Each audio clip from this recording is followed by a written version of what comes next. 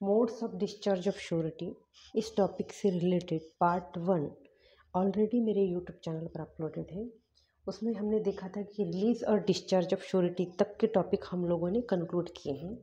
Compounding by creditor with principal debtor, इस point से हम लोगों का सेकंड पार्ट स्टार्ट होगा। Modes of discharge of surety में जो compounding by creditors with principal debtor, इस टॉपिक को हम लोग समझेंगे कि क्रेडिटर और प्रिंसिपल डेब्टर में ऑलरेडी सेटलमेंट हुआ है कि प्रिंसिपल डेब्टर ने ड्यू डेट के अंदर क्रेडिटर को अगर पैसा वापस नहीं किया तो ऐसे सिचुएशन में क्रेडिटर प्रिंसिपल डेब्टर के अगेंस्ट कोई भी केस फाइल नहीं करेगा। इन दो लोगों में सेटलमेंट है, क्रेडिटर और प्रिंसिपल डेब्टर, ये दो लोगों के बीच में ऑलरेडी सेटलमेंट है और इस बारे में श्योरिटी को कोई भी इंफॉर्मेशन है नहीं। तो ऐसे सिचुएशन में श्योरिटी जो है डिस्चार्ज हो जाएगा।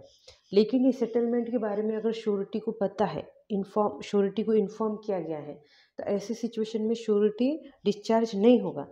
लेकिन श्योरिटी को मालूमात नहीं है, इन्फॉर्मेशन नहीं है और क्रेडिटर और प्रिंसिपल डेब्टर ने सेटलमेंट किया है तो श्योरिटी जो है डिस्चार्ज हो जाएगा। थर्ड पॉइंट है by invalidation of contract of guarantee.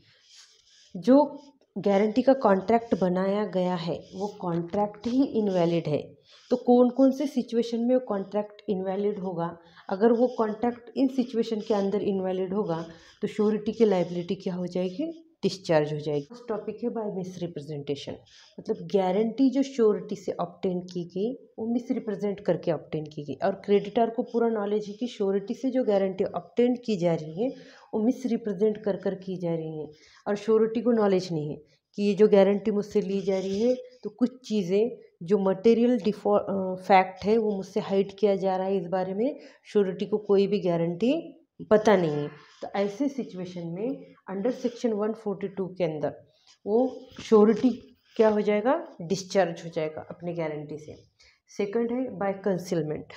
Guarantee जो है, जो कुछ ऐसा फैक्ट है जिसे हाइड कर क्रेडिटर ले रहा है श्योरिटी से, तो ऐसे सिचुएशन में अगर वो गारंटी कंसीलमेंट के अंदर ली गई है अंडर सेक्शन 143 में तो कॉन्ट्रैक्ट इनवैलिड हो जाएगा और श्योरिटी डिस्चार्ज हो जाएगा। ठीक है। फिर फेल्यूर ऑफ को श्योरिटी टू ज्वाइन सेक्शन 144। ऐसे सिचुएशन में को श्योरिटी मतलब कि सिचुएशन ऐसी है कि क्रेडिटर खुद कह रहा है कि मुझे एक से ज़्यादा श्योरिटी चाहिए। ठीक है, क्रेडिटर खुद कह रहा है कि एक से ज़्यादा श्योरिटी चाहिए और इस श्योरिटी को ज्वाइन करने के लिए कोई दूसरा श्योरिटी नहीं है। एक ही श्योरिटी आया, दूसरा श्योरिटी उस श्योरिटी के साथ ज्वाइन होने के लिए रेडी नहीं है। तो ऐसे सिचुएशन में एक दूसरा श्योरिटी मिला नहीं, इस बेस पर जो पहला जो जिसने श्योरिटी दी थी उसकी भी लायबिलिटी क्या हो जाएगी? डिस्चार्ज हो जाएगी। और फोर्थ पॉइंट है फेलियर ऑफ कंसिडरेशन सेक्शन 25। ये कहता है कि जिस कॉन्ट्रैक्ट के अंदर कंसिडरेशन नहीं होगा ऐसा कॉन्ट्रैक्ट इनवैलिड होगा। जब कॉन्ट्रैक्ट इनवैलिड होगा तो श्योरिटी की लायबिलिटी भी डिस्चार्ज हो जाएगी। ये सब पॉइंट्स थे modes of discharge of surety से रिलेटेड। Thank you.